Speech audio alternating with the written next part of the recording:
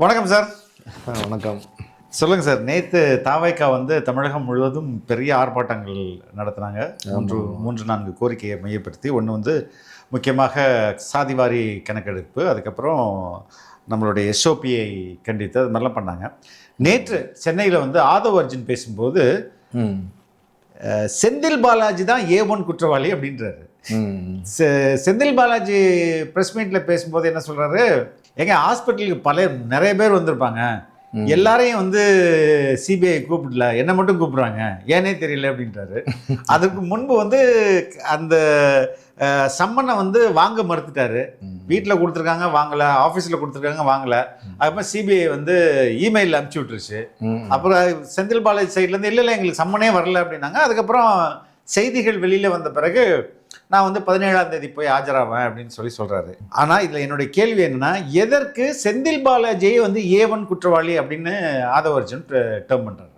நடக்கக்கூடிய சம்பவத்துக்கு யார் பொறுப்போ, யார் அதனுடைய சூத்திரதாரியோ, யார் குற்றவாளியோ அவங்கள தானே தேடி வருவாங்க போலீஸ். இவ்வளோ பேர் இருக்காங்களே, இருக்கிற இடத்துல என்ன ஒத்தியில் கூப்பிடுறாங்களே அப்படின்னு சொன்னால் அது வந்து நகைப்புக்குரிய ஒன்றாயிரும்.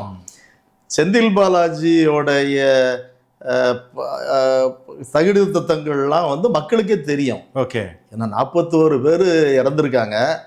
41 பேர் இறந்ததுக்கு அப்புறமும் அங்கே இருக்கக்கூடிய மக்கள், அந்த ஊரில் அவரை பார்த்துக்கிட்டு இருக்கக்கூடிய மக்கள், அவங்க தான் வந்து தளபதியை வந்து இந்த இவ்வளவு பெரிய பிரச்சனையிலிருந்து காப்பாற்றினாங்க. இவங்க என்ன நினச்சாங்க, தளபதி எப்படியாவது இதில் வந்து சிக்க வைக்கணும், அந்த குற்றங்களை கொலைகளை நிகழ்த்திட்டு, அதாவது திட்டமிட்டு நிகழ்த்தப்பட்ட விபத்துங்கிறது கொலை தான். Okay okay. அந்த கொலையை நிகழ்த்திட்டு அந்த பழியை வந்து தளபதி மேலே போட்டுறணும், கரூரோடு முடிச்சிடணும், இதுக்கு மேலே அவர் வந்து பிரச்சாரத்துக்கு வரக்கூடாது, அதை நான் பொறுப்புங்கிற அளவுக்கு அவர் பொறுப்பேற்று இந்த சம்பவத்தை நிகழ்த்தினதா சொல்லி மக்கள் மத்தியில் மக்கள் அதை தான் நம்புகிறாங்க.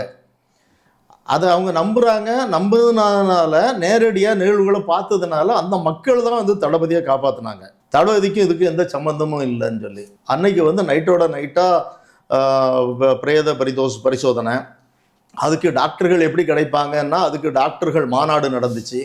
இப்படி எல்லாமே, அதாவது கலைஞர் டிவிக்கு 200 கோடி ரூபாய் லஞ்ச பணம் வருதுன்னு சொல்லி சொன்னால் அந்த பணத்தை வந்து கடனாக பெற்றதா, ஏன்னா நாளைக்கு ஒரு நாள் மாட்டினா கூட பதில் சொல்லணும். அப்போ அதுக்கு கடனாக பெற்றோம், கடனாக பெற்று வட்டியோட திருப்பி கட்டணும். இப்படி எல்லாமே முன்னுக்கூட்டியே அவங்க திட்டம் விளம்பரத்தில் கழிச்சுக்கிறோம், எல்லாத்தையுமே தெரிவாக தான் பண்ணுவாங்க. அந்த 200 கோடியில் விளம்பரத்தில் கழிச்சுக்கிறோம் அப்படின்லாம் போட்டிருந்தாங்க. அந்த மாதிரி வந்து செய்யக்கூடியவங்க, விஞ்ஞானபூர்வமான ஊழல் செய்யக்கூடியவங்க, விஞ்ஞானபூர்வமான ஊழல் செய்த அதுக்கு கலைஞருக்கே ஒரு வழிகாட்டியாக இருந்த ஒருத்தரோட பேரன் கூட வந்து அதில் வந்து படித்து சொன்னேடா அப்படின்னு சொல்லிட்டு வந்து அதில் அழுததெல்லாம் இருந்தது. அந்த நிகழ்ச்சி, அந்த கரூர் சம்பவத்துக்கு முந்தின நாள் வந்து நாமக்கல்ல தான் இருந்தேன். அங்கே தான் இருந்தேன். நான் நாமக்கல்ல இருந்தேன். அன்னைக்கு பொதுச்செயலாளர் இப்போ ஆனந்தன் அவங்க கூட இருந்து நைட்டு எல்லாம் மீட்டிங்லாம் முடிச்சுட்டு நான் அடுத்த நாள் சரி, அதுக்கு பிறகு கூட்டத்தில் தளபதியை வந்து பக்கத்தில் நெருங்க முடியாத அளவுக்கு கூட்டம், பெரிய கூட்டங்கள் கூடும், அதனால அப்படின்னு சொல்லிட்டு நாங்கள் கிளம்பி வந்துட்டோம். அந்த முந்தின நாள் 27ஆம் தேதி சம்பவம் நடக்கு கரூரில். 26ஆம் தேதி நான் நாமக்கல்ல இருக்கேன். அங்கே உள்ள பத்திரிக்கையில் தினக்கதிர்னு ஒரு பத்திரிக்கை, அந்த பத்திரிகையில் செய்தி வந்துருந்துச்சு. அதே இது தினமலர்லையும் வந்திருந்தது. ஆமாம். 27ஆம் தேதி சம்பவம் நடக்கு. 26ஆம் தேதி நான் சொல்றது ஒரு நாளைக்கு முன்னால வந்த செய்தியில தளபதியோட பிரச்சாரத்தை முறியடிக்கணும்னு சொல்லிட்டு அவங்க பிளான் பண்ணியிருக்காங்க. அவங்க எப்பவுமே என்ன செய்வாங்கன்னா, நிருபர்கள் போய் ஒரு நிகழ்ச்சி நடக்குன்னா அங்கே உள்ள கட்சிக்காரங்க கிட்ட எல்லாத்திட்டையுமே எப்படி இருக்கு, என்ன யாது, நாளைக்கு வர்றார, என்ன பண்றீங்க அப்படின்னு இவன் கெத்து காட்டுவோம்ல, நாளைக்கு நடக்கட்டு பார்த்துருவோம், அதை அப்படி பண்ணிடுவோம் இப்படி பண்ணிடுவோம்னு சொல்லிட்டு, அதாவது ரகசிய திட்டத்தை கூட செய்வது தெரியாம சொல்லிடுவாங்க. அதை மாதிரி சொல்றதெல்லாம் கேட்டுட்டு தான் வந்து அந்த பத்திரிகையில் அன்னைக்கு செய்தி கிட்டத்தட்ட ஒரு 1/4 பக்கத்துக்கு செய்தி போட்ட மாதிரி போட்டிருந்தாங்க. அதில் சொல்கிறாங்க, இந்த தொண்டர்கள் அதிக அளவில் பங்கேற்காங்க, அதை தடுக்கிறதுக்கு நிர்வாகிகளுக்கு அறிவுறுத்தியிருக்காராம். தொண்டர்கள், கட்சிக்காரங்க, ரசிகர்கள், பொதுமக்கள் அதிக அளவில் கூடுவாங்க. யாருக்கு? தளபதிக்கு. அதை தடுக்கிறதுல உனக்கு என்ன வேலை? நீ ஒரு கட்சியில் ஒரு பொறுப்பில் இருக்கா, நீ ஒரு மாவட்ட செயலாளராக இருக்கா, நீ ஒரு கட்சியில் மந்திரியா இருந்திருக்கா, ஊழல் குற்றச்சாட்டில் வந்து இன்னைக்கு வெளியே இருக்கா. உனக்கு வந்து இன்னொரு கட்சிக்கு கூடுற கூட்டத்தில் உனக்கு என்ன பிரச்சனை? தடுக்கிறதுக்கு இவங்க திட்டமிட்டாங்களாம். அதுக்கு பிறகு மக்கள் சந்திப்பு பயணத்தில் அவரது திமுக வட்டாரங்களை அதிர்வலையை ஏற்படுத்தியிருக்கு. அவரது சுற்றுப்பயணத்தை தோல்வியடைய செய்வதற்கு கரூர் மாவட்ட திமுக களமிறங்கி உள்ளது. சரியா? இது முந்தின நாள் வர்ற செய்தி. அவருடைய சுற்றுப்பயணத்தை தோல்வியடைய வைக்கிறதுக்கு கரூர் மாவட்ட திமுக களமிறங்கி உள்ளது. இது வந்து முந்தின நாள் வருது செய்தி. கரூர்ல வந்து மக்கள் சந்திப்பு பயணம் வெற்றி அடையாமல் இருக்க அதிரடி திட்டத்தோடு களமிறங்கி உள்ளார்கள். அதிரடி திட்டத்தோட. நான் வந்து கல்லூரி மாணவனாக இருந்து மாணவர் தலைவராக தான் இருந்தேன்.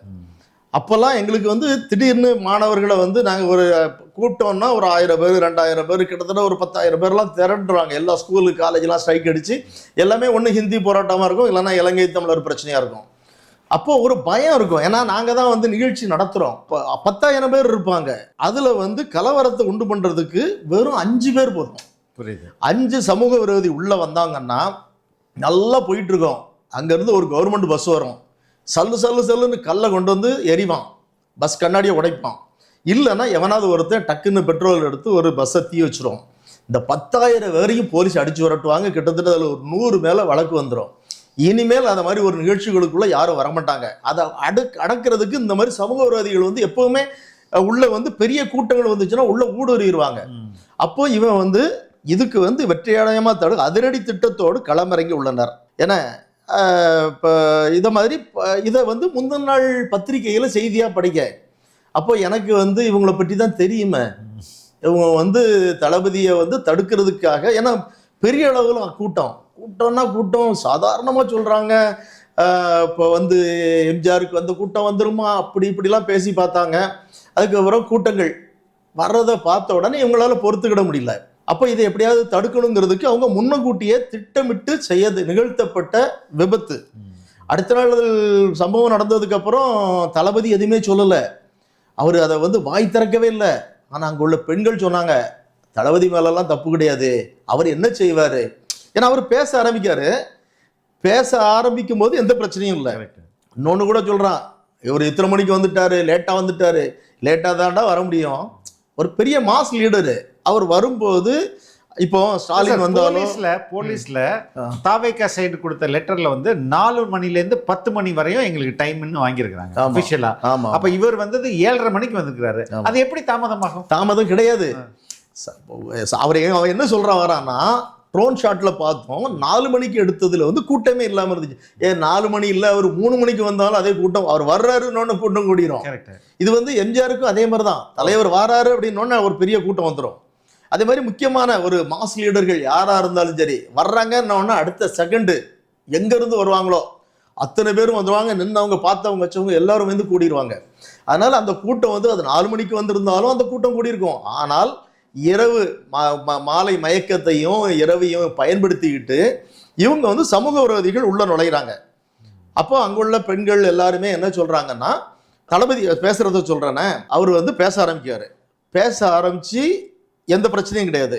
2 நிமிஷம் பேசுறாரு. 2வது நிமிஷத்துல ஒரு ஆம்புலன்ஸ் வருது. எந்த பிரச்சனையும் கிடையாது. 2வது நிமிஷத்துல ஒரு ஆம்புலன்ஸ் வருது. தாவேகா கொடி கட்டி வருது. என்னடா ஆம்புலன்ஸ் வருது, என்ன அதுவும் நம்ம கொடி கட்டி வருது அப்படின்னு சொல்லி தளபதி வந்து அங்குள்ள நிர்வாகிகள்கிட்ட மேடையிலேயே மைக்லேயே சொல்றாரு. அவருக்கு புரியல, நல்லா தானே இருந்துகிட்டு இருக்கு. அப்போ திட்டமிட்டு அவன் வந்து அந்த ஆம்புலன்ஸ் உள்ள அனுப்புறான். அதுக்கப்புறம் திட்டமிட்டு திடீர்னு அந்த தளபதி வந்த உடனே ஒரு கூட்டம் உள்ள வந்ததா சொல்லி பெண்கள் சொன்னாங்க, நீங்க பார்த்துருப்பீங்க. அவனுங்க தான் உள்ள வாரான், அந்த மரத்து மேலே ஏறுறான், குலையை உடைக்கான். அங்க இருக்கிற ஜென்ரேட்டர், அதுக்கு முன்னால மற்ற இடங்கள்ல ஜென்ரேட்டர், அந்த ஏரியாவை கரண்ட்டை கட் பண்றான். கரண்ட் கட் பண்றது வந்து எப்பவுமே சமூக விரோதிகள் செய்யக்கூடியது. முதல்ல கரண்ட்டை கட் பண்ணுவாங்க. ஆனா இவ்வளவு ட்ரோன் இருக்கு, அது இருக்கு, இது இருக்கு, இதுல எல்லாம் மாட்டிக்கிடுவோங்கிறதுலாம் தெரியல இவனுக்கு. நம்மளாம் பழைய காலத்து திருடன் போல தெரியுது, சமூக விரோதி போல தெரியுது. அதனால அவன் வந்து கரண்ட்டை கட் பண்றான். கட் பண்ணிட்டு ஏற்கனவே அங்க வந்து குழி கீழே தோண்டி வச்சிருக்காங்க, அந்த குழிக்குள்ள தள்ளுறான். அது மட்டும் இல்ல, தாவேகா துண்டை போட்டுட்டு வரான். வந்துட்டு அந்த பெண்கள்கிட்ட தவறா நடக்கான். தாவேகா தொண்டர்கள் இப்படி நடந்தாங்கன்னு சொல்லிட்டு ஒரு பெரிய அபாண்டத்தை சொல்லணுங்கிறதுக்காக அவன் அந்த பெண்கள்கிட்ட தவறா நடக்கான். அதுக்கு பிறகு அவங்கள வந்து எதுக்கு, அதை சின்ன குழந்தைய வச்சுட்டு வருது கூட்டத்தில், நெரிசல் காப்பாற்றணும். அங்க எதுக்கு இங்க வந்தான்னு அடிக்கான். ஒரு பொண்ணை அடிச்சாங்க என்ன அப்படின்னு சொல்லி, ஒரு தாவைக்காத்த உடனே எதுக்கு இங்க வந்தான்னு சொல்லி ஒரு குழந்தைய வச்சிருக்கிற ஒரு பெண்ணை அடிப்பானா? அடிக்கான். அடிச்சு நாங்க வந்து அங்கிருந்து பஸ் வருதுன்னு சொன்னா எங்களை வந்து நெரிசல்ல பின்னால தள்ளுவாங்க. ஆனா பின்னால இருந்து முன்னால தள்ளினாங்க. அந்த குழிகளுக்குள்ள எங்களை தள்ளினாங்க அப்படின்னு சொல்லி ஒவ்வொருத்தருடைய ஸ்டேட்மெண்ட்டையும் கேட்கிற வகையில். ஆனா அரசியலுக்காக சுட்டி நீ உனக்கு பதவி வேணுங்கிறதுக்காக இப்படி இல்லாமப்பா பண்ணுவீங்க. ஒரு 41, ஆனா நான் சொல்றேன், இந்த 41 பேருடைய உயிருக்கு திட்டமிட்டவன், இந்த சதி செயலுக்கு உடந்தையா இருந்தவன் அத்தனை பேரும் இதுக்குரிய பதில் சொல்லியே ஆகணும். இயற்கைன்னு ஒண்ணு இருக்கு, சும்மாலாம் விடாது. நீதின்னு ஒண்ணு இருக்கு. நீதின்னு ஒண்ணு இருக்கு. ராஜபக்சே அத்தனை பேரை கொத்து குண்டுகளை போட்டு கொன்னான். ராஜபக்சேயோட நிலைமை என்ன? அடிச்சு அவனை விரட்டிட்டு அவன் உட்கார்ந்து இருந்த அந்த அதிபர் நாற்காலியில போய் உட்கார்ந்து அதே சிங்களவர்கள் அங்க இருக்கக்கூடிய ராஜபக்சேயோட அப்பா அவங்களுடைய பெற்றோருடைய சமாதி மேல காரி துப்பிட்டு அவ்வளவு அவன் கண் முன்னாலேயே அதை பார்த்துட்டான். அதே மாதிரி யாரா இருந்தாலும் சரி அதுக்குரிய தண்டனை அனுபவிக்காம இருக்க முடியாது. இவங்க வந்து பதவிக்காக எதனாலும் செய்வாங்க அப்படிங்கிறது நமக்கு தெரியும். ஏற்கனவே தலைவர் வந்து தலைவருடைய நிகழ்ச்சியில பண்ணது மட்டும் இல்ல, இதுக்கு முன்னால கலைஞர் வந்து முதலமைச்சராக இருக்க பட்சத்தில் அவருக்கு ஒரு டாக்டர் பட்டம் கொடுக்காங்க. கரெக்ட். அப்போ கொடுக்குறப்போ வந்து அண்ணாமலை பல்கலைக்கழகம் அப்போ வந்து ஒரு கழுதைக்கு இப்போ மாணவர்கள் என்ன பண்றாங்க, ஒரு கழுதை மேல டாக்டர்னு சொல்லி ஒரு இதை போட்டிருந்தாங்க. கொடுக்கறதுக்கு பெரிய அளவில் எதிர்ப்பு. அந்த மாணவனை அடிச்சு தூக்கி, உதயகுமார்னு பேரு நினைக்கிறேன், அடிச்சு குளத்துல தூக்கி போட்டிருந்தாங்க. போட்டு கொன்னு தூக்கி போட்டுட்டு அவங்க அப்பா வந்து ஹைலைட்டே பாருங்க, பெத்த அப்ப வந்துட்டு என் பிள்ளைன்னு சொல்ல வைக்காங்க. அப்படிலாம் நிகழ்த்தக்கூடியவங்க. அது மட்டும் இல்லை, பல லட்சம் பேர் அன்னைக்கு வந்து நீங்கள் இப்போ சாதாரணமாக சொல்லுவாங்க ஒரு மாநில அரசு என்ன பண்ண முடியும்னு. ஆனால் அன்னைக்கு இந்த மாநில அரசு தான் மத்தியில் இருக்கக்கூடிய அரசாங்கத்தை வந்து தாங்கி பிடிச்சிக்கிட்டு இருந்துச்சு. இவங்க நினைச்சிருந்தா அத்தனை துறைகளை கேட்டு மந்திரிகள் வாங்கினதுக்கு இப்போ வாங்கின இவங்களால அந்த போரை நிப்பாட்ட முடிஞ்சிருக்கும். எதையும் செய்யலை. பல லட்சம் பேர் கலைஞர் நினைச்சிருந்தா லட்சம் தமிழர்களை காப்பாத்திருக்கும். பீச்ல 3/4 மணி நேரம் உண்ணாவிரதம் இருந்தார். சரி, அதெல்லாம் வந்து அதான் அது ஒரு ஏசி, இந்த பக்கம் ஒரு ஏசி, அது ஒண்ணு. சரி, அப்போ வயோதிகத்துக்கு அவரு வேணா இருந்துட்டு போட்டோம். ஆனா அது நடிப்பு. அதாவது எதுனா இப்போ நான் வேகமா இருக்கேன்னு வைங்களேன், சிலர் என்ன செய்வாங்கன்னா கூட சேர்ந்து வந்துட்டு நம்மளோட வேகமா ஊமா உடனே இவன் நம்மளோட வேகமா இருக்கானே நம்ம தூர போயிருவோமா, அவன் போயிட்டு கரெக்டா சொதப்பி விட்டுட்டு போயிடுவான். இதெல்லாம் நாங்க நிறைய பார்த்துருக்கோம், கீழே இருந்து வந்ததுனால தெரியும். அதே மாதிரி மனித சங்கிலி, அது இது தானா இயற்கையா போராட்டம் நடக்கு. மழை விட்டாலும் தூவானம் விடாதுன்ற ஸ்டேட்மெண்ட். இப்போ அதாவது பெரிய அளவில் எழுச்சி மாணவர்கள் மத்தியிலையும் சரி, வழக்கறிஞர்கள். எப்பா நீங்கள் இந்த இதில் பார்க்கணும், ஹைகோர்ட்டில் வழக்கறிஞர்கள் வந்து அவ்வளோ பெரிய போராட்டத்தை நடத்தினாங்க. இந்த வழக்கறிஞர்களை எப்படி அதாவது கலைஞருடைய படத்தை தீ வச்சு கொளுத்த, செருப்பு வச்சு அடிக்க, இப்படிலாம் தமிழ்நாட்டில் நடந்தது கிடையாது. அதுக்கு முன்னால் அவர் மேலே ஒரு மரியாதை இல்லைன்னா அவருக்குன்னு ஒரு பெரிய ஸ்ட்ரென்த் எல்லா இடத்துலையும் அவங்களுக்கு மாணவர் மத்தியில், வழக்கறிஞர் மத்தியில், பொதுமக்கள் மத்தியில் 10 பேர் இருப்பாங்க. யாரும் வந்து செய்ய முடியாதுலாம் உண்டு. ஆனால் நடந்தது அன்னைக்கு செருப்பால் அடித்தாங்க, அவருடைய படத்தை காலை போட்டு மிதிச்சாங்க, செய்தாங்க. வழக்கறிஞர்கள் இதை செய்தாங்க. போலீஸை வச்சு என்ன பண்ணாங்கன்னா, பக்கத்தில் அன்னைக்கு ஹைகோர்ட்டுக்கு பக்கத்தில் ஒரு போலீஸ் பூத்து, அதை அவங்களே தீ வச்சு கொளுத்திட்டு இவங்க அவ்வளோ வரையும் அடித்து, அன்னைக்கு வந்து ஒரு ஹைகோர்ட்டு ஜட்ஜுக்கு அடி மண்டிலிருந்து ரத்தம் வந்தது. அங்கே இருக்கிற பைக்கு அவ்வளோத்தையும் அடித்து நொறுக்கிட்டாங்க. இதை மாதிரி அதை பண்ணாங்க. நமக்கு தெரியாத நம்ம ஜல்லிக்கட்டு போராட்டத்தில் கடைசி நாள் போலீஸ் ஆட்டோ குத்தி வச்சது. ஏன்னா எனக்கு இப்போ ஈழ பிரச்சனை அதில் இன்னும் போனால் இன்னும் அந்த அவங்க பார்வதி அம்மாவை அப்படியான நிறைய இருக்கு. இதெல்லாம் சொல்லிட்டு போனா இப்போ நீங்கள் என்ன நோக்கத்துக்காக இப்போ தாவே காரணம் சொன்னாலே பயங்கர கூட்டம், மக்கள் எழுச்சி அவ்வளோ இருக்குது. ஆனா அந்த மக்கள் மேலேயும் தாவேக்கா மேலேயும் வைக்கிற குற்றச்சாட்டு என்ன, கொள்கையே இல்லை, இவங்க ரசிகர் கூட்டம். எப்படி இப்படி ஒரு டேர்ம் பண்ண முடியும்? கொள்கை இல்லாம ஒரு கட்சி எப்படி இருக்க முடியும்? கொள்கை பிடிப்பு இல்லாம எப்படி மக்கள் இவ்வளவு பேர் வர முடியும்? ஏன் இப்படி பண்றாங்கன்னு நினைக்கிறேன். நேற்று நடந்த நீங்க இந்த போராட்டத்தை பற்றி நம்ம ஒரு ஆதவ அவர்கள் சொன்னதை அந்த பேசுனதை பற்றி கூட நீங்க ஆரம்பிக்கும் போது சொன்னீங்க. அதாவது நேற்று அதுல கூட மைய கருத்து வந்து நேற்று வந்து ஜாதி வாரியான கணக்கெடுப்புக்காக இந்த கவர்மெண்ட் பயப்படுது. ஏன் பயப்படுது அப்படிங்கிறதுலதான் அந்த மைய கருத்து. அதுக்காக தான் அந்த ஆர்ப்பாட்டம் நடந்தது. ஆற்றுகின்ற தொழிலாலே வருமோ ஜாதி, யார் சொன்னார்? பாவிகளே, அழகு வாயில் ஊற்றெடுக்கும் ஒளியாலே மலரும் ஜாதி ஒரு ஜாதி தமிழ் ஜாதி. இந்த கொள்கை தான் தலைவரோட கொள்கை. ஆமா, பிறப்புக்கும் எல்லாம் இருக்கும், இதுதான் நம்மளுடைய ஸ்லோகமே. அதை சொல்லி தான் நம்ம வந்து இயக்கமே. அப்போ நம்ம வந்து பிறப்பால எல்லாரையும் ஒண்ணுன்னு சொல்லி சொல்றோம். அதுல வந்து பாலின பாகுபாடோ எந்த பாகுபாடும் கிடையாது, எந்த பேதங்களும் கிடையாது. அப்படி வந்து நம்மளுடைய மறையோன் அன்னைக்கு வள்ளுவர் காலத்துல இருந்து நம்மளுடைய தமிழர்களுடைய நம்மளுடைய இரத்தத்துல ஊறி இருக்கக்கூடியது வந்து இடையில வரக்கூடிய ஜாதிகள் மதங்கள் எல்லாமே வந்து இடையில வந்து நம்மளை பிரிச்சது. அப்போ நம்மளை வந்து ஒன்றுபடுத்தணும், அதுக்கு வந்து பிறப்புக்கும் எல்லா உயிருக்கும் சொல்லி தலைவர் வந்து அதை தான் முதல்ல வந்து பயன்படுத்துறாரு. அதற்காகத்தான் இன்னைக்கு வந்து ஜாதி வாரியான கணக்கெடுப்பு. ஜாதி வாரியான கணக்கெடுப்பு எடுத்தா என்ன ஆகும், யாரு இருக்கான்னு தெரிஞ்சுக்கிடும்.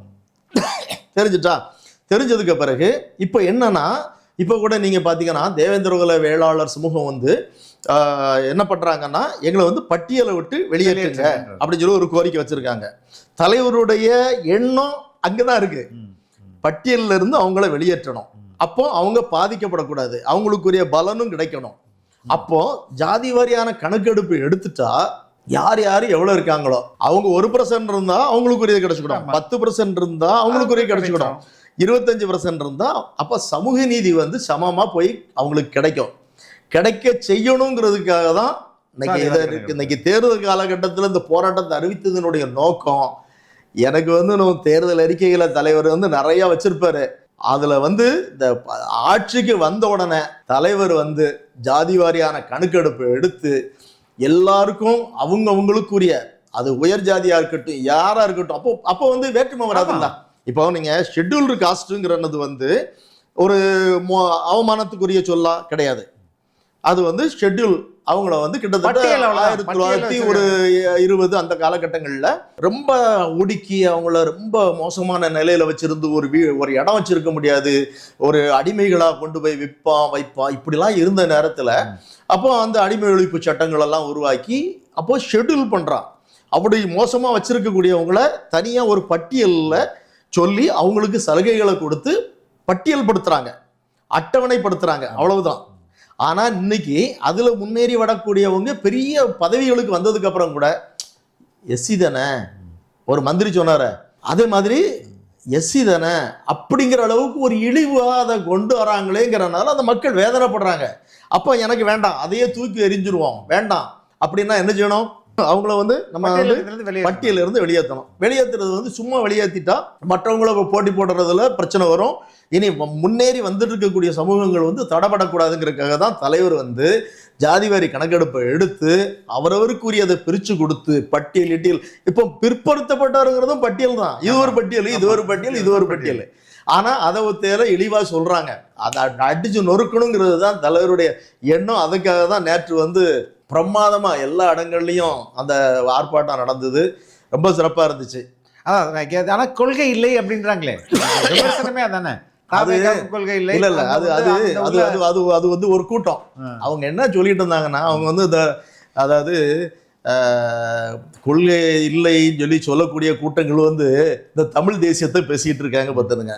அவங்களுக்கு ஒரு பயம் வந்துட்டு, தலைவர் வந்து கட்சி தொடங்கி வந்த உடனே இவங்க போய் அங்க இந்த கூட்டங்களுக்கு கூப்பிடுவாங்கல்ல, கூப்பிட போயாச்சுன்னா உடனே எல்லாரும் அவங்க தாவேக்கா போயிட்டாங்க, இப்ப நம்மகிட்ட கிடையாது, அவனுங்கடா அவன் தாவேக்கா போயாச்சு, இவனுங்கடா இவன் தாவேக்கா போயாச்சு, கிரவுண்ட்ல அதை பார்த்த உடனே இவனுக்கு வைத்தறிச்சல் தாங்க முடியல. அதுக்கப்புறம் தான் மூக்கமுத்து அவர் இறந்து போறாரு. இறந்து அந்த துர்கா ஸ்டாலின்லாம் வந்து அவங்க ஒரு புத்தக வெளியிட்டு விழாவுக்கு அவங்களே துக்கங்கள்லாம் நிவர்த்தி பண்ணி அடுத்த வேலைக்கு போயிட்டாங்க. அதுக்கு பிறகு அவரு மூக்கமுத்து வீட்டுக்கு போல, இவர் என்ன பண்றாரு, நேரா ஸ்டாலினை பார்க்க போறாரு. அதாவது எப்பவுமே வந்து சண்டைலாம் போட்டிருந்தாங்க, பெரிய அளவுல பகை பிரிவுலாம் இருந்துச்சுன்னு வைங்களேன், ஏதாவது இந்த மாதிரி துக்க நிகழ்வுகள்லாம் ஒண்ணு சேருவாங்க. அதே மாதிரி அங்க போறாரு, போய் பேசிட்டு வந்துட்டு முதல் கூட்டம் எங்கேயோ ஒரு இடத்துல நடக்கு. அந்த இடத்துல மேடை ஏறுறாரு, ஏறி போயிட்டு அப்படி போய் நின்றுட்டு இருக்க போச்சுல, அங்க இருந்து சன் டிவிக்காரன் வந்து அந்த லிங்க் கேட்பாங்களோ, லிங்க் வேணும் வேணும் வேணும்னு சொல்லி அங்க இருந்து கேட்காங்க. இவருக்கு என்ன நினைச்சாரோ தெரியல, அவருடைய ஹீரோத்தனத்தை காட்டுறதுக்கா சுட்டி அப்படின்னு சொல்லிட்டு டக்குன்னு அந்த கீழே இறங்கினாரு, நேரே அங்கே போயிட்டாரு.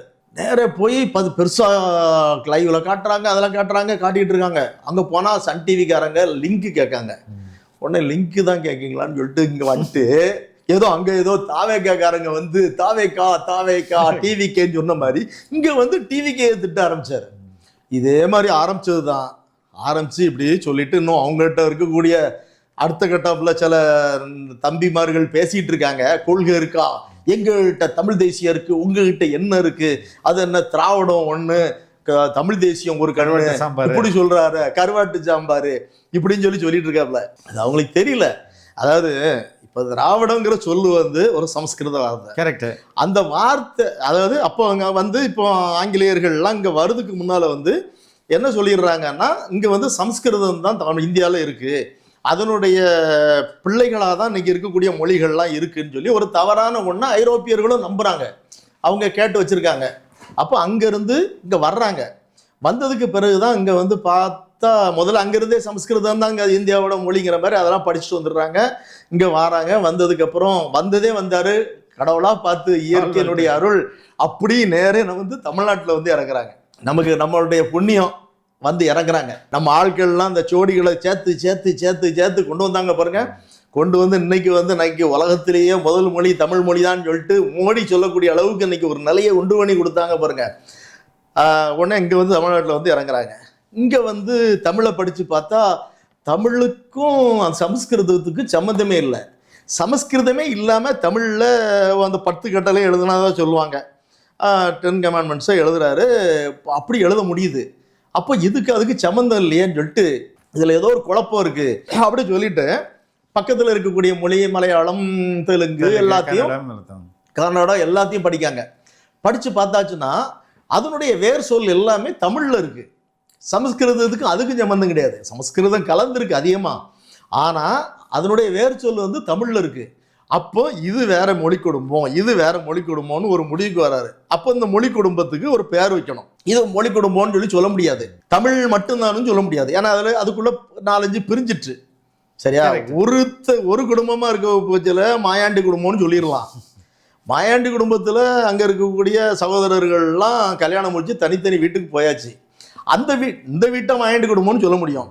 அங்க போயாச்சுனாக்கா அங்க இருக்கக்கூடிய வந்து மாரியப்பனா இருந்தா மாரியப்பன் குடும்பம், கந்தசாமியா இருந்தா கந்தசாமி குடும்பம், இதுதான் நல்லா இப்படிதான் சொல்ல முடியும். அப்போ இதுக்கு என்ன பெயர் வைக்கலாம்னு சொல்லி நினைக்கிறப்போ நம்ம இதுல மேத்ஸ்லாம் பார்த்தோம்னா நமக்கு நிறைய இது ப்ராப்ளம் கொடுப்பாங்க. கொடுத்துட்டு ஏதாவது ஒன்றை கண்டுபிடிக்க சொல்லிடுவாங்க. உடனே நம்ம என்ன செய்வோம்னா அதை வந்து எக்ஸ்ன்னு வைப்போம். எக்ஸ்ன்னு அதுக்கு ஒரு பேரை கொடுத்துட்டு அதுக்கு ஒரு போயிட்டே இருப்போம். ஒரு ஸ்டெப் பை ஸ்டெப்பாக வந்து கடைசியில் அந்த எக்ஸ் என்னங்கிறத கண்டுபிடிப்போம். அதே மாதிரி நேராக போயிட்டு அவர் என்ன பண்ணுறாருன்னா அவங்களுடைய வேதங்களெல்லாம், ஏன்னா சமஸ்கிருதம் தெரியும், படிக்க போதில் அவங்க வந்து கைபர் போலன் கணவாய் வழியாக இந்தியாவுக்குள்ளே வந்ததுக்கு அப்புறம் இங்கே ஒரு பெரிய கூட்டம் இருக்குது, நாகரிகமான கூட்டம். அப்போவே வந்து சுட்ட செங்கலை வச்சு வீடு கட்டுறான், நேர்த்தியான நேர் சாலைகள் இருக்குது, கான் வசதி இருக்குது, பாத்ரூம் இருக்குது. எப்போ அந்த காலங்கள்லேயே அப்போ இங்க ஒரு நாகரிகமான சமூகம் ஒன்று வாழ்ந்துருக்கு. அதைத்தான் இவன் வந்து எதிரியா சொல்றான். அப்போ அவன்கிட்ட இருந்து நம்மகிட்ட எந்த இதுவுமே இல்லை, நம்மகிட்ட எவிடன்ஸே கிடையாது. நம்மளுடைய சோடிகள் எல்லாம் சோடிகளா இருக்கு, கரையான் பிடிச்சு போயிருக்கு, அங்கங்க கல்வெட்டுகளா இருக்கு. அப்போ நமக்கு என்ன பேர் கொடுக்கணும் அப்படின்னு சொல்லி தெரியாது. அப்போ அவன் வந்து ஒரு ஆளை எதிரியா சொல்றான். அவன் அந்த எதிரியா சொல்றவன் திராவிடம், அதுல இருந்து தான் திராவிடத்தை எடுக்காங்க. எடுத்து நமக்கு இந்த எக்ஸுக்கு ஒரு பேர் கொடுத்தாச்சு. கொடுத்துட்டு எக்ஸு திராவிடம் அப்படின்னு சொல்லி இந்த மொழி குடும்பத்தில் அப்படின்னு சொல்லி அவங்க வந்து ஒப்பிலக்கணங்களுக்கு எழுதுறாங்க. அவங்க எழுதி சொல்ற வரைக்கும் உலகத்துல வந்து சமஸ்கிருதம் தான் சொல்லிட்டு இருந்துச்சு. இன்னைக்கு அவரை திட்டுறான் யார், இவன் இந்த தமிழ் தேசியம் வெட்டு ரொம்ப கொள்கை இருக்குன்னு சொல்றவன், அவனுக்கு அந்த புரிதலே கிடையாது. அப்போ இன்னைக்கு வந்து இருக்கக்கூடிய மக்கள் இருக்காங்கல்ல, திராவிட சமூகத்தில் உள்ள மக்கள் தமிழ்நாட்டில் நிறைய இருக்காங்க. அப்போ அவங்க எல்லாம் கிட்டத்தட்ட 200-300 வருஷமா 800 வருஷமா இருக்காங்க. அவங்க அதுகளெல்லாம் மறந்து இன்னைக்கு தமிழர்களோட ஒன்றி எல்லாரும் இருக்காங்க. அப்போ எல்லாருக்குமான தலைவர் இவர் எப்படி நேரடியாக சொல்ல முடியும்? அதனால திராவிடம் எனக்கு ஒரு கண்ணு, தமிழ் தேசியம் ஒரு கண்ணு அப்படின்னு சொல்லி ரொம்ப அழகா இவரை வந்து யாராலையும் எதுவும் சொல்ல முடியாத அளவுக்கு பிரமாதமா அந்த இதை சொல்லியிருந்தாரு. உனக்கு புரிதல் இல்லை, உனக்கு கொள்கை தெரியாது, நீ இல்லைன்னா பெரியாரை வந்து, அதாவது நிறைய பேர் சொல்லியிருப்பாங்க, பெரியார் சொல்லலையா, பெரியாருக்கு முன்னால வேற ஒருத்தர் சொல்ல, எல்லாரும் சொல்லியிருப்பாங்கப்பா. சொன்னதுக்கு பிறகு யாராவது ஒருத்தர் கடைசியா ஒரு இயக்கமா நடத்துவாங்க, அவங்க தான் நிற்பாங்க. சரியா? இன்னைக்கு வந்து அதுக்கெல்லாம் வந்து அவங்கள கூட குறை சொல்றதுல ஒன்றும் இல்லை. இன்னைக்கு பெரியாரை பற்றி பேசக்கூடிய பெரியாரியவாதிகள் இருக்காங்கல்ல, தலைவர் வந்து பெரியாரை வந்து கொள்கை தலைவரா சொல்றாரு. அப்போ இன்னைக்கு புதுசா கட்சி ஆரம்பிச்சிருக்காரு, கொள்கை தலைவர்ல தந்தை பெரியார சொல்லியிருக்காரு. அப்போ அவர்கிட்ட வந்து கோடிக்கணக்கான ரசிகர்கள் இருக்காங்க, உலகம் ஃபுல்லா அவ்வளவு இளைஞர்கள். அவங்க கிட்ட கொண்டு போய் பெரியாரை சேர்த்துட்டாருன்னு சொல்லி இந்த பெரியாரியவாதிகள்லாம் எவ்வளவு சந்தோஷப்படும். அவன் நேரம் எதிர்த்து திட்டுறான். யாரு? இவங்க கூட சேர்ந்துக்கிட்டு, திமுக கூட சேர்ந்துட்டு அவங்ககிட்ட காசை வாங்கிக்கிட்டு அங்க போய் உட்கார்ந்துருந்து. அப்போ அவனுக்கு பெரியாரை பற்றி பேசணும், பெரியாருடைய கொள்கையை சொல்லணுங்கிறதெல்லாம் கிடையாது. அவன் பெரியார் வந்து என்ன காரணத்துக்காக அரசியலுக்கு வரக்கூடாதுனாரு, வந்தா இந்த மாதிரி எவன்டையாவது துட்டம் வாங்கிட்டு சோரம் போயிடுவோம், அதனால நம்ம அரசியலே வேண்டாம், இந்த கொள்கைக்காக வாழ்வோம்னு சொல்லி கடைசி வரைக்கும் வாழ்ந்து செத்தாரு. இவனு அதெல்லாம் விட்டு இப்போ வந்து திமுகவுடைய ஒட்டு தின்னாங்க, எச்சு சோறுங்க, அந்த மாதிரி அப்போ ஆனதனுடைய விளைவு. நான் அவங்களுக்கெல்லாம் சொல்றது, இதுல வந்து இந்த நிகழ்ச்சி மூலமா சொல்றது என்னன்னா, இன்னைக்கு வந்து தமிழ்நாட்டில் ஒரு வாராது வந்த மாமணியா இன்னைக்கு வந்து தளபதி கிடைச்சிருக்காரு. இன்னைக்கு பெரியாரை கொள்கை தலைவராக முன்னிறுத்தி வந்திருக்காரு. இவரால் மட்டும்தான் இன்னைக்கு வந்து இது போல ஒரு கீழ்மட்டம் வரைக்கும் ஒவ்வொரு வீடுகள்லையும் அவருக்குன்னு ஒரு பெரிய ஆதரவு கூட்டம், அவரை பிள்ளை போல, தம்பி போல, அண்ணன் போல நேசிக்கக்கூடிய ஒரு கூட்டம் இப்படி இன்னொருத்தருக்கு கிடைக்காது. இன்னொருத்தர் கட்சி ஆரம்பிச்சு கொஞ்சம் கொஞ்சமா வளர்ந்து 7% 8%க்கு வந்து 9% வரதுக்குள்ள காணாம போயிடுவாங்க. அப்ப இவங்க இருக்கிறவங்க தான் இருந்துகிட்டு இருப்பாங்க. இப்ப இதை அடிச்சு தூக்கி எறிஞ்சிட்டு புதிய ஒரு சக்தி தமிழ்நாட்டுக்கு வரணும்னு சொன்னா, அதே மாதிரி நீங்க பாத்தீங்கன்னா இன்னைக்கு தளபதி மேல இதுக்கு முன்னால கூட நிறைய பேர் வர்றவன்னு சொல்லி சொன்னவங்ககிட்ட கூட ஒரு சில குறைபாடுகள் இருந்துச்சு. ஒண்ணு இனத்தாலேயோ இதாலேயோ வேற ஆட்களா இருப்பாங்க, அதை நாளைக்கு சொல்லுவான். இதுல வந்து இவர் வந்து ஒரிஜினல் தமிழன், நம்ம பச்சை தமிழன் அப்படியே பார்க்க போனா இன்னைக்கு வந்து அப்படிப்பட்ட ஒரு வந்திருக்காரு. இவ்வளவு பெரிய ஆதரவு இருக்கு, எல்லாருமா சேர்ந்து நம்ம வந்து அதுவும் தந்தை பெரியார வந்து கொள்கை தலைவரா நீ ஒண்ணு நடுவுல நிக்கணும், இல்லைன்னு சொன்னா சப்போர்ட் பண்ணணும். எதுவுமே இல்லாம அங்க உட்கார்ந்து இருந்து இன்னும் பேசிட்டு இருக்கு. ஆனா விமர்சனங்கள் வந்து தொடர்ந்து தாவேக்கா மேல வந்துட்டு தான் இருக்கு. இவர் வந்து திருப்பரங்குன்றத்துல எல்லாம் அமைதியாயிட்டாரு, எதுவுமே பேசல, முக்கியமான திருப்பரங்குன்ற பிரச்சனைகள்லாம் அமைதியாயிட்டாரு, ஏன் பேச மாட்டேங்கிறாரு அப்படின்னு கேட்குறாங்க. திருப்பரங்குன்றம் நிகழ்ச்சி வந்து அதாவது தளபதி வந்து எந்த குற்றம் இதோ சொல்றாங்க. திருப்பரங்குன்றத்துல என்ன பிரச்சனை? அங்க வந்து தீபம் ஏத்துறதுல ஒரு பிரச்சனை. இது எப்போ எவ்வளவு நாளா இருக்குன்னா நீண்ட காலமா இருக்கு. புரட்சி தலைவி அம்மா காலத்திலையும் இருந்துச்சு. அப்போ அவங்க வந்து இதே மாதிரி கோர்ட்டுக்கு போனாங்க. போயிட்டு இந்த மாதிரி நாங்க இங்க தான் தீபம் ஏற்றுவோம் அப்படின்னாங்க.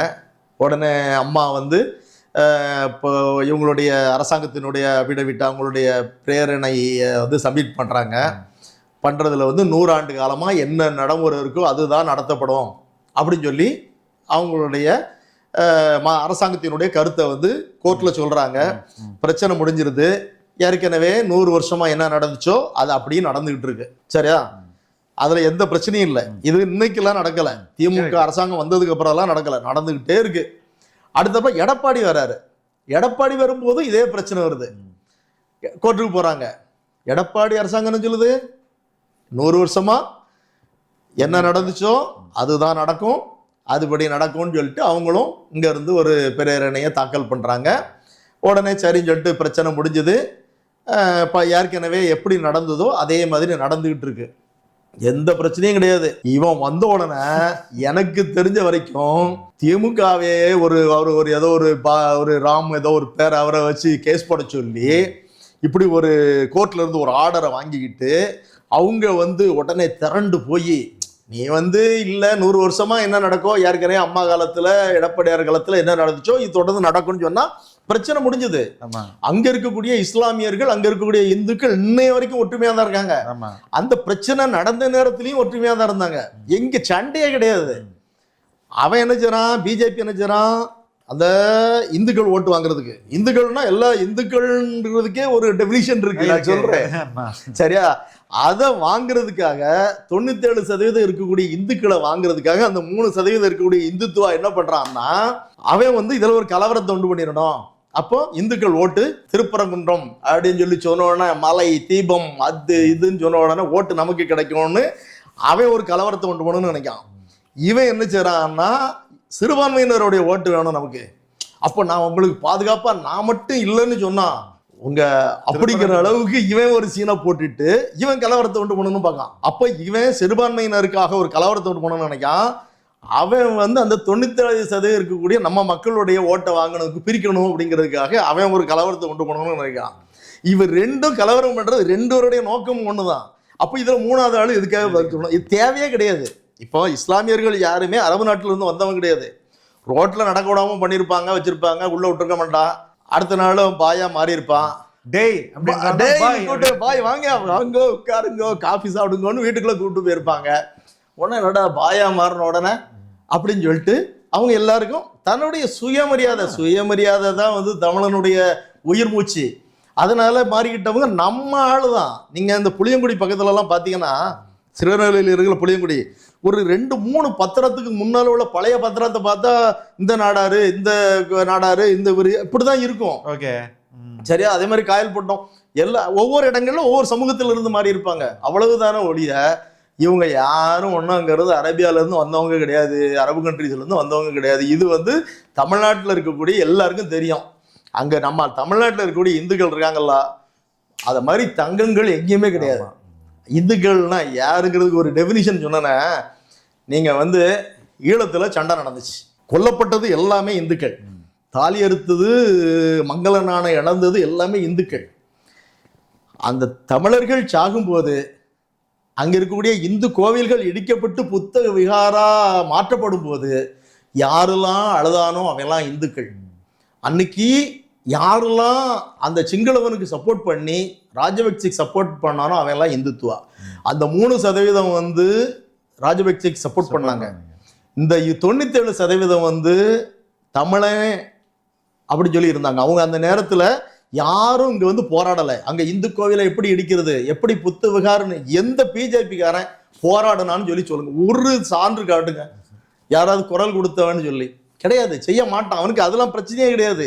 அவனுக்கு ஒரு கலவரத்தை ஒன்று பண்ணணும், ஒரு இது, அவ்வளவுதான். ரெண்டாவது, தாவேகா தலைவர் எதையுமே, அதாவது வெர்பலா வாய் வார்த்தையா சொல்லாம ஒரு சிம்பாலிக்கா தான் சொல்லுவாரு அப்படின்ற மாதிரி சொல்றீங்க.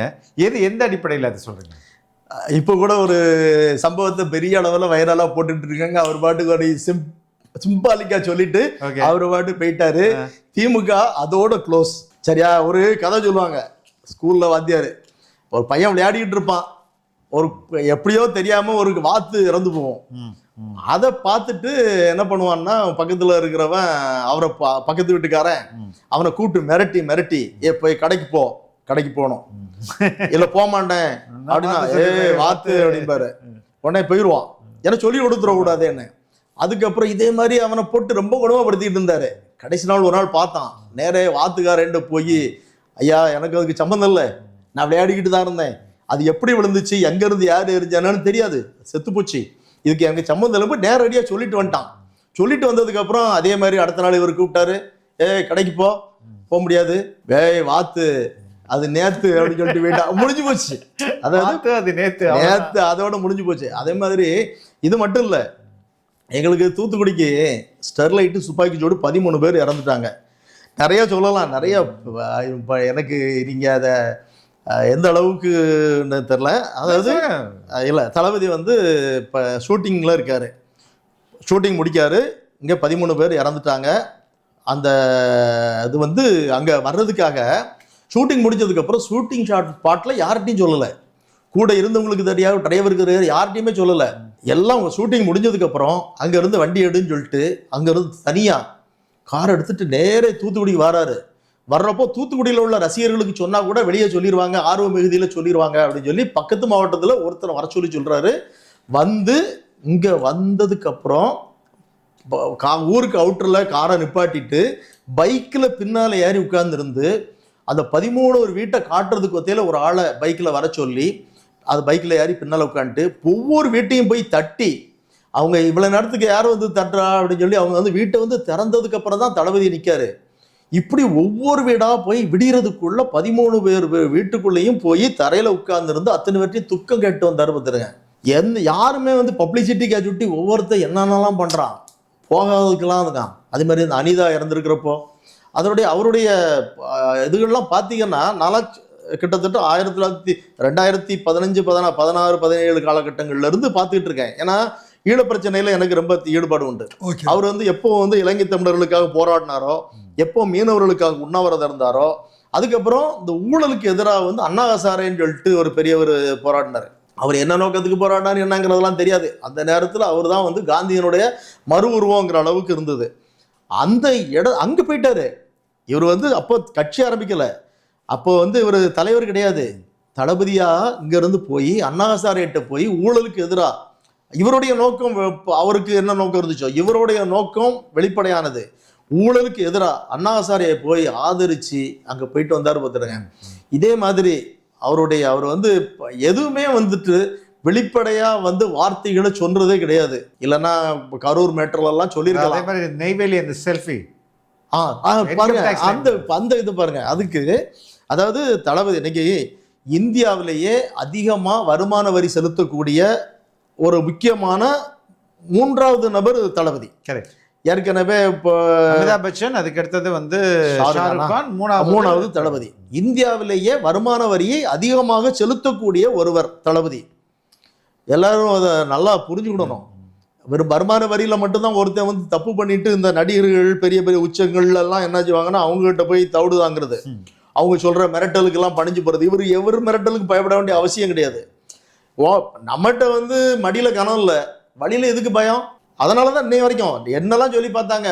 நான் பாருங்க சிபிஐல மாட்டிக்கிட்டாரு, முடிஞ்சது, அவருக்கு சொன்னதை கேட்டாகணும். இன்னைய வரைக்கும் கேட்கலங்கிறது எல்லாத்துக்கும் தெரியும்.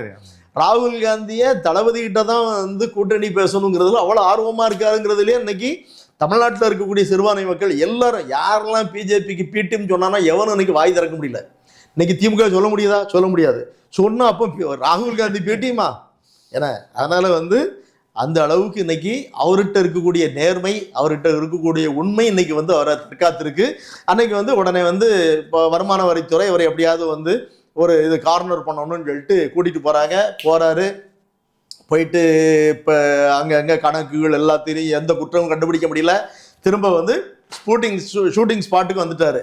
வந்தாச்சுன்னா தளபதிக்கு ஒரு பிரச்சனைன்னா பெரிய கூட்டம் கூட்டிட்டு நெய்வேலியில் ரசிகர்கள் எல்லாம் அவ்வளவு கூட்டம். இவர் அங்கேயும் போய் ஒரு வார்த்தை சொல்லலை. அங்கே கூட வந்து என்ன இப்படி பண்ணிட்டாங்க. புரட்சி தலைவர் எம்ஜிஆர் கூட கலைஞர் வந்து அவரை ரொம்ப குடும்பப்படுத்துவார். அவரை வந்து கோமாளி, தொப்பிக்காரன், அரிதாரம் பூசினவர், மலையாளி, அவருக்கு மேலே சொல்லாத குற்றச்சாட்டு கிடையாது. பெண்களை வச்சும் அவரை வந்து லதா, ஜெயலலிதா, வெந்நீராடை நிர்மலா, மஞ்சுளா, இப்படி பல நடிகைகளுடைய பேரை சொல்லி அவருடைய தனி மனித ஒழுக்கத்தையும் மக்கள்கிட்ட சீரழிக்கிறதுக்கு என்னெல்லாமோ பண்ணி பார்த்தாங்க. கடைசி வரைக்கும் ஒன்றும் எடுபடலை. இப்போ எம்ஜிஆர் கூட என்ன செய்வாருன்னா மக்கள் பார்த்துக்கிடுவாங்கன்னு ஒரு வார்த்தை சொல்லுவார். இல்லைன்னு சொன்னால் மக்கள் நீங்கள் தான் பார்த்துக்கிடுங்க, நான் குற்றம் செஞ்சேனா அப்படின்னு சொல்லி மக்கள்கிட்ட போய் சொல்லுவார். எந்த வார்த்தையும் சொல்லலை. நேரே போனார், கூட்டம் கூடி இருந்துச்சு, போயிட்டு செல்ஃபி எடுத்தார். அந்த செல்ஃபி ஃபோட்டோவோட சரி டெல்லியும் காலி, தமிழ்நாடு காலி, எல்லாம் காலி. ஆனால் இப்போ தாவேக்கா இவ்வளோ ஃபுல் ஸ்விங்கில் வரும்போது இவங்க நிறைய திட்டங்களை அறிவிச்சிருக்காங்கல்ல, திட்டங்கள் நடைபெறுத்திருக்காங்க. ஃபார் எக்ஸாம்பிள் வந்து புதுமை பெண் திட்டம், நான் முதல்வன் திட்டம், தமிழ் புதல்வன் திட்டம், விடியல் பயணம், மகளிர் உரிமை தொகை, இது மாதிரி நிறைய திட்டங்கள் இருந்தது. இதெல்லாம் வந்து எடுபடுமா இந்த தேர்தலில்? திட்டங்கள் எல்லாம் சொல்லியிருக்காங்கல்ல. அன்பைவான்னு ஒரு படம் புரட்சி தலைவர் எம்ஜிஆர் நடித்த படம் பார்த்தீங்களா? நான் படம் தெரியும், பார்த்துருக்கேன். தான் கொஞ்சம் எடுத்து போட்டு பாருங்க. எம்ஜிஆரோட அவர் பெரிய பணக்காரர். ஊட்டிக்கு அவருக்கு அங்கே ஒரு பெரிய பங்களா இருக்கும், சிம்லா. ஆமா, அந்த பங்களாவில் வந்து நாகேஷை வந்து வேலைக்கு அங்கே வச்சிருப்பாப்புல.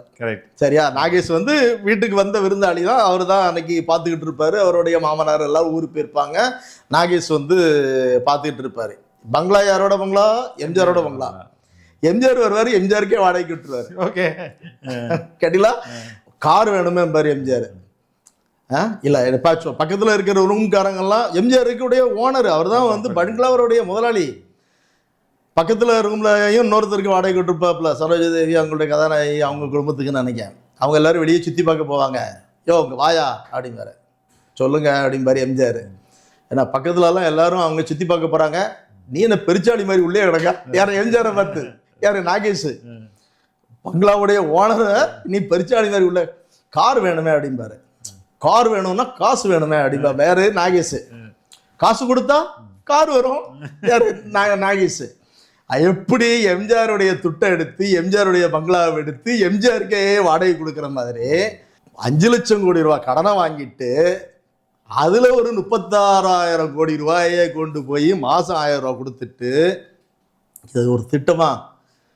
உங்ககிட்ட இருந்து உங்களுடைய வளம், உங்களுடைய கனிமம், உங்களுடைய இந்த நாட்டினுடைய கேப்பபிலிட்டி எல்லாத்தையும் கொண்டு போய் அடமானம் வச்சு அதை சொல்லி கடன் வாங்கி 5 லட்சம் கோடி கடன் வாங்கிட்டு மாதம் 1000 ரூபா கொடுக்கன்னு சொல்லிட்டு மகளிர் உரிமை தொகை.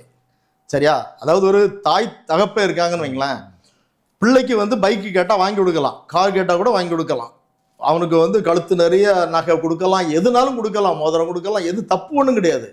ஆனால் பிள்ளை கேட்டுச்சுங்கிறதுக்காகவோ கேட்காமலே நகிறதுக்காகவோ இல்லைன்னா அந்த பிள்ளையை ஏமாற்றணுங்கிறதுக்காகவோ நீ வந்து பக்கத்தில் போய் கடன் வாங்கி நீ வந்து பிள்ளைக்கு கொடுத்துன்னு சொல்லி சொன்னா அந்த வீடு என்ன ஆகும்? நடுத்தருக்கு வந்துடும். கரெக்ட். அந்த நிலைமை தான் இன்னைக்கு தமிழ்நாட்டில் நடந்துகிட்டு இருக்கு. சரி, நீங்கள் ஒன்று புதுமை பெண் திட்டம்னு சொல்லி ஒன்று சொன்னீங்க. புதுமை பெண் திட்டம்னாக்கா எப்படின்னாக்கா மாணவிகளுக்கு வந்து மாதம் 1000 ரூபா கொடுக்குறது. எல்லாருமே படித்த பிள்ளைகள் அவ்வளோ பேர் இப்போ இன்டர்நெட்டில் அவ்வளோ பேர் அப்படி இருக்காங்க. அதனால் இவங்க ஏமாற்றலாம் முடியாது. 1000 ரூபா கொடுக்காங்களா, வருஷத்துக்கு 12,000, 3 வருஷம் படிக்கணும், 36,000. அவங்க பாக்கெட்டில் இருந்து இவங்க எவ்வளோ எடுக்காங்க? லேப்டாப்பை நிப்பாட்டியாச்சு. +2 படிக்க வச்சுல கொடுக்கணும் லேப்டாப்பு. ஒரு 20,000 30,000 ரூபா. இப்போ அதுக்கெல்லாம் இங்கே கிடைக்க ஒரு 40,000 ரூபா வச்சுக்கிடுங்களேன். ஒரு லேப்டாப்பு 40,000. அதுக்கப்புறம் திருமணத்துக்கு வந்து 1 பவுன் தங்கம், 1 பவுன் இன்னைக்கு கிட்டத்தட்ட 1 லட்சம் ரூபா, 1,40,000. அதுக்கப்புறம் கேஷாக ஒரு 50,000. சரியா? 1,90,000. 1,90,000த்துக்குரிய திட்டத்தை அப்படி நிப்பாட்டிட்டு அவங்க பாக்கெட்ல இருந்து 1,90,000 ஒரு மாணவியோட பாக்கெட்ல இருந்து எடுத்துட்டு, இல்லைன்னா அவங்களுக்கே தெரியாம எடுத்துட்டு அவங்களுக்கு மாசம் 1000 ரூபான்னு சொல்லிட்டு வெறும் 36,000 ரூபாயை கொடுக்கக்கூடிய அந்த அரசாங்கம் இதை ஒரு திட்டம்னு சொல்லுது. அந்த மாணவிகள் தெரியாம இருப்பாங்க நினைக்கிறீங்களா? இப்பெல்லாம் அப்படிலாம் ஏமாத்தலாம் முடியாது. நீங்க 41 பேர் கொலை, அதையே அந்த விஷயத்திலேயே நான் சிபிஐக்கு பிரபாகரன் சொல்லிட்டு ஒருத்தர் போனாரு. அவருடைய குழந்தையும் இறந்து போச்சு, அவருடைய மாப்பிள்ளையும் இறந்து போனாப்புல. அவர் வந்து சிபிஐ கேட்டிருந்தாரு. அவர்கிட்ட போயிட்டு ஒரு திமுக ஒன்றிய செயலாளர், நீ உனக்கு 20 லட்ச ரூபா தந்துடுறேன், நீ அந்த கேஸை வாபஸ் வாங்கிரு அப்படின்னு சொல்லி அவரு முடியாதுன்னு சொல்லிட்டாரு. சமூக வலைதளங்கள்லாம் செய்தி வந்துச்சு. நீங்கள் சிபிஐன்னு சும்மா சாதாரண விஷயமா அங்கேருந்து வந்துட்டு நேரே அந்த ஒன்றிய செயலாளர் ஒத்தியில தலைகளை கெட்டி போட்டு உடனே யாரா அந்த 60 லட்சம் உனக்கு யாது, உடனே யார் 20 லட்சம் கொடுத்தா அப்படின்னு சொல்லி பிடிச்சாலே போதும், மாட்டிக்கிடுவான். நீங்கள் ஃபஸ்ட்டு முதல் கேள்வி கேட்டீங்களே, செந்தில் பாலாஜி தான் A1 அக்யூஸ்டான்னு. அக்யூஸ்ட் எப்போ வந்துருவாங்க? அதில் வந்துருவாங்க. அது மட்டும் இல்லை, இந்த டாக்டர்ஸ் எல்லாம் இருக்காங்கல்ல, அங்கே டேபிள் 2ங்க ஒருத்தன், 5ங்க ஒருத்தன், 7ங்க அங்கே போய் போஸ்ட்மார்ட்டம் பண்ணுறாங்கல்ல, அந்த போஸ்ட்மார்ட்டம் டாக்டர்கள் இருக்காங்களா, அவன் வராம வந்ததா சொல்ல முடியாது. ஏன்னா இன்னைக்கு வந்து நம்மளுடைய செல்போன், நான் இப்போ இந்த இடத்துல இருக்கேங்கிறது வந்து என்னோட டவரை வச்சு கண்டுபிடிச்சிருவாங்க. இந்த இடத்துல நான் எவ்வளவு தூரம் எவ்வளவு நேரம் இருந்தேன், உங்க டவர் பக்கத்துல இருக்கு, அப்ப இந்த டவருக்குள்ள இந்த இடத்துல எத்தனை பேர் இருக்கும், அது எல்லாம் இப்போ வந்து சாதாரணமா செய்ய முடியாது. அப்போ அதே மாதிரி அந்த இதெல்லாம் வந்து ஆம்புலன்ஸ் வந்துச்சு, அவன் வந்து சொன்ன உடனே நாங்கள் சொல்லி அங்கேருந்து வர சொன்னோம், இங்கேருந்து வர சொன்னோம், அதெல்லாம் நடக்காது. நீ முன்னக்கூட்டி திட்டமிட்டு ஆம்புலன்ஸ் வேனில் உள்ளவன்லாம் அந்த டிரைவர் எங்கே இருந்தால் அந்த சிக்னல் இருக்குது, டாக்டர்ஸோட சிக்னல் இருக்குது, எல்லாத்தையும் அத்து வேற ஆணி வேற கண்டுபிடிச்சு அதுலேயும் உச்ச நீதிமன்றத்தில் வந்து தீர்ப்பு கொடுத்தாங்க பாருங்க. ஐயோ, அதில் வந்து அந்த நேரத்தில் அவங்க வந்து அதாவது அவர் அந்த உச்ச நீதிமன்றம் சொல்லுது, இந்த பிரச்சனையை வந்து குடிமக்களுடைய அடிப்படை உரிமைகளை பறிக்கின்றன, பாதிக்கின்றன. இந்த பிரச்சனை குடிமக்களுடைய அடிப்படை உரிமையை எதனால சிபிஐ கொடுத்தாங்கிறதுக்கு அவங்களுக்கு தெரியுது. குடிமக்களுடைய அடிப்படை உரிமைகளை பாதிக்கின்றன இந்த பிரச்சனை. தேசத்தின் மனசாட்சியை உலுக்கிய இந்த சம்பவம், தேசத்தின் மனசாட்சியை உலுக்கிய இந்த சம்பவம். 40 பேர் கொல்லப்படுறாங்க. திட்டமிடப்பட்ட விபத்து, திட்டமிட்டு நடத்தப்பட்ட விபத்து அப்படின்னா அது வந்து கொலை. இந்த தேசத்தின் மனசாட்சியை உலுக்கிய இந்த சம்பவம் நியாயமான மற்றும் பாரபட்சமற்ற விசாரணைக்கு தகுதியானது. அவங்க சொல்ற காரணங்கள். எனவே இடைக்கால நடவடிக்கையாக விசாரணையை சிபிஐயிடம் ஒப்படைக்க வேண்டியது அவசியம் அப்படி சொல்லி தான் சிபிஐட்ட கொடுத்தாங்க. சிபிஐ அதுக்கப்புறம் அதை வந்து கண்காணிக்கிறதுக்கு அதுக்கப்புறம் போட்ட குழு அவ்வளவு நேர்மையாக செய்தாங்க. யாரும் அதில் வந்து சொல்லி ஒரு 2 நாள் தாமதிங்கன்னு சொல்லலாம், செய்யலாம ஒழிய அதனுடைய அதனுடைய உண்மைத்தன்மையை வந்து யாராலையும் எந்த அரசாங்கத்தாலையும் யாராலையும் மாற்ற முடியாது.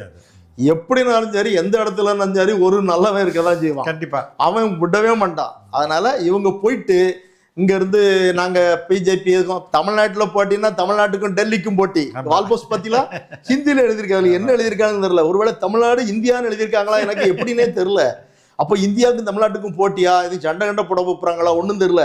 தமிழ்நாடு மேல ஒரு ஹிந்தியில ஒரு வார்த்தை இருக்கு இப்படின்னு சொல்லிட்டு இவங்களுக்கு வர்ற சண்டையை அப்படி வந்து மடைமாற்றி விடுறாங்க. நீ வந்து ஒன்றும் செய்யல, நீ எந்த திட்டமும் கொடுக்கல.